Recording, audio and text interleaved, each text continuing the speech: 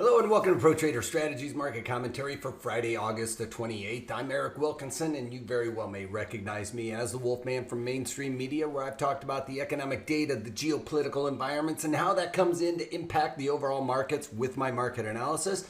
I do the same thing in these daily market commentaries, but I go a little bit further and talk about my option strategies that I'm implementing in and around these underlyings, where I've come up with a market assumption based on all of that economic, geopolitical, and market analysis. I go a little bit further, even in detail, where I give you guys the guidelines that you need to follow in order to set up those option strategies in my webinars. So please go and check those out at protraderstrategies.com. All right, so let's get on with the economic data. Across the pond, again, really light week for across the pond. Not a whole lot of good economic data coming out of there, or at least solid economic data, something that we're really going to look for. But here in the United States, we've had a pretty busy week, and on top of it had the Jackson Hole Symposium going on, which we'll talk about here in a minute too. But let's do the economic data first, get on with it. Core PCE, which is purchasing consumption expenditures, which is a more of a retail level type of data point. That came in at 0.3%, expected to be 0.5, so a little bit lower than expected there. We also saw a uptick in last month's number, albeit only slightly, not really enough to really make up for that headline number there. Personal spending coming in at 1.9%, expected to be 1.5%, so better than expected on that front, and a nice revision to last month's number, up by about a half a percentage point, which was a good number already at 5.6%, and they bumped that up to 6.2%. Then we've got personal income, that upticked, expected to be negative 0.3%, and it came in at 0.4%. So positive, that means people are starting to get paid, right? I mean, that being negative shows that there is not really wage elasticity. When you're coming off of this major unemployment that we have, you can see that when you go back to look for a job, it might not have the strength of hand, if you will, when you're negotiating for your salary to really get an uptick. Well, we're starting to see that, which is a good thing. Also, Chicago PMI coming in above 50. Remember, this is Purchasing Managers Index. That coming in above 50 is a good sign. It came in line with expectations at 51.2. University of Michigan Consumer Sentiment, nicely at 74.1, expected to be 72. And again, the Jackson Hole Symposium going on today. Now, Powell yesterday spoke and said that he sees that interest rates are going to remain low for the foreseeable futures, at least foreseeable future, and talking about a new way to talk about GDP as an average, and that really would probably cause them to have to readjust their thinking on their targets for GDP. So that was something that would lead one to believe that they might, if they're doing this average, have to see that there isn't inflation over a long running time, and that might have them keep interest rates relatively subdued going forward.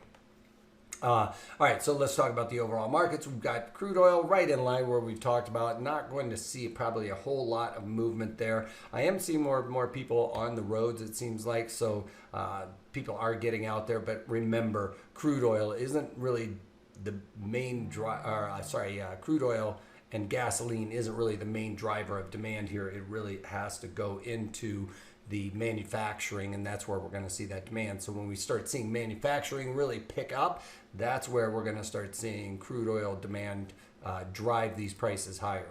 At this point, we're not really seeing that. Gold futures moving higher by about $50. I talked about this. It should hold that 1923, and at this point, it surely is. I think it's going to go back up and retest that 2000, as I believe there is going to be something in the pipeline for stimulus going forward. It's just about hammering out the details at this point. We got two opposing, Democrat and the Republicans, really trying to fight for their position as to where they think this money should go. The Democrats are believing that it should go more towards, I believe they want more money, but they want to also allocate more of that to the state level. I don't believe in that. You guys have seen me talk about this time and time again, that will not create velocity of money. The money needs to get into the hands of the consumer and allow them to spend that money however they want to. That will generate tax income, that will generate velocity of money as that money is spent in different areas of the society, and that will drive our growth. When you put it into the hands of the government, it seems like it is going into a black hole. So we'll have to see how that is going to work out, but it looks like they are closer, and I think that's why we're starting to see some push higher there in gold. Now, yesterday, even after the Jackson Hole Symposium and the talks with Powell, we really saw the bond sell off. Now, you saw me add TLT to the positive side, buying some calls in there, taking advantage of some low volatility. We're starting to see some of that volatility creep back into the market today, so that's helped out my position.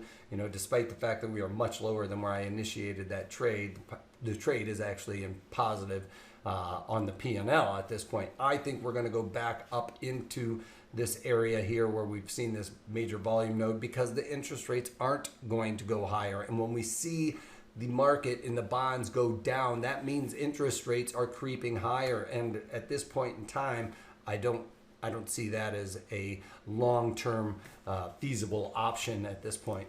All right, so let's move on to the VIX. The VIX is moving higher, and that's despite the fact that we're seeing the equities pierce into positive territory across the board here.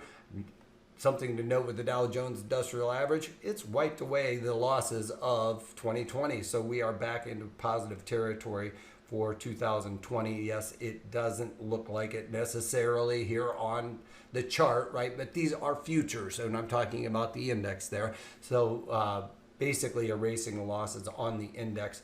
Futures, forward looking, expect some more weakness down the road is what this would be saying, at least for the blue chips. All right, Nasdaq is higher by 44 points and above this old trend channel, which has just been left in there forever. So we're bouncing along the top of that trend channel. I kind of believe that we're going to move back down into this trend channel and change the trajectory of this bullish move to be a little bit more subdued in that rally. We are in a bullish type of environment for especially this tech sector, but I think that it's gotten a little ahead of themselves, and we're going to see a little bit more tepid of a rally with some more pullbacks and stuff like that going forward. So Nasdaq is higher on the day and basically leading the charge, it seems like, on a daily basis, but I do think that we're probably going to see a little bit less of a vertical or parabolic move here in the Nasdaq. E-mini S&Ps, slightly positive territory, but this is a Fibonacci that I've had up there for a long time. Yes, it's the 100 Fibonacci, and one would expect that when I drew this, it was based on a previous high. Well, when I'm drawing mine, I kind of set it up sometimes when it's in and around these points of controls to try and line up the value areas and stuff like that. Well, that's what I did here, and just so happened to be right there at that 3,500 psychological level. So now the Dow Jones up testing that. It's acting as resistance, as one would expect. So again, I do believe that we're going to continue to see some gains here in the equities across the board, but I do think they are going to be slightly more subdued than this parabolic move. Now, if they come up with a huge stimulus check out there for everybody, then we could really see things start to turn around, and especially if we start to see somebody coming up with a way to combat this coronavirus a little bit better than what we've come up with, that would really help this economy start to really get moving. All right, this is the breakdown of the mini S&Ps. Fridays, we're usually seeing volume start to slough off a little bit as people start to head out to their vacation spot. Maybe we used to call it the rush to the Hamptons, but usually to get their summer travels in on the weekends here is what we're usually seeing, and that starts making those volumes start to slow down a little bit. All right, so let's talk about a couple of trades that I've done. If you guys remember BILI, I played this to the upside, basically just a short-term trade, but I thought that, with this whole stay-at-home type of economy, I think that this company is going to do rather well. They are focused on the 5G networks, and if people are at home, they're going to be wanting more robust internet, right? So this is going to help these guys out. Yes, there's a lot more infrastructure that goes into this 5G, and it is cost prohibitive in a sense, but we did get that bounce up in BILI, and I was able to take this trade off for slightly better than 50% of my max profit. If you guys remember, I'm going to just check the date that I put this on in BILI, just so I can have all my ducks in a row. And I did it on the 24th, so it literally was only 4 days ago, which is what I thought. So you can see it really didn't go anywhere since the 24th. Here we are right back where we were. One could say, was that all theta decay? No, you can see it was. I got into it at a time where we were seeing the volatility at an elevated level, and we were expecting that to come out, just like what I talked about yesterday in the webinar, going into those details, talking about the guidelines in order to set these up, right? This trade just went sideways. I wasn't, really making money on a directional move here. I was taking advantage of the volatility coming out of this underlying. So when we're getting into these trades, we're trying to set ourselves up for success ahead of the trade, and that's what I did right here. We had high implied volatility. It was up in the 50s and our 50 percentile. And I talk about how to figure all of that out in those daily or in those webinars that we did, like on Thursday.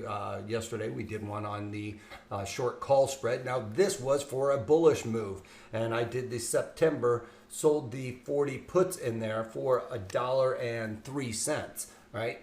Like I said, it didn't go anywhere, but we are talking about having something with this volatility coefficient come off by a little bit better than 10 percentage points. Now, if we're talking about 10 percentage points in this particular trade with the volatility coefficient, that's really where the money is made, you guys. It's not always in your directional assumption. It's how you're setting this up. And that allowed at least 20 cents to come out of this trade. And I was losing probably 3 cents a day. So for, 10 cents on the theta contraction.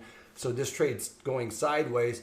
The volatility really coming out is what allowed me to get out for better than 50% of max profit. So like I said, I sold those 40 puts for $1.03, bought them back today for 37. It's a little bit more than what my guideline is for a trade like this. I'm usually looking to get out of 50% of max profit. Well, yesterday it was trading around 65 cents, all right? So it wasn't quite at 50% of my max profit. Well, today we can see with that volatility coming out even more, that was really what was the catalyst that helped me get over that hump and a little bit better than 50% of max profit.